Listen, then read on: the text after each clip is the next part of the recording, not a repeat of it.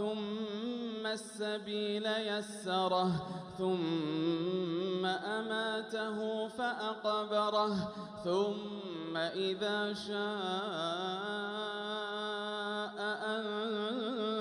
أنشره كلا لما يقض ما أمره فلينظر الإنسان إلى طعامه أنا صببنا الماء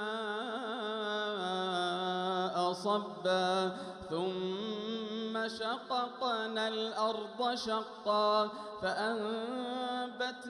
فيها حبا وعنبا وقضبا وزيتونا ونخلا وحدائق غلبا وفاكهة وأبا متاعا لكم ولأنعامكم فإذا جاءت الصاخة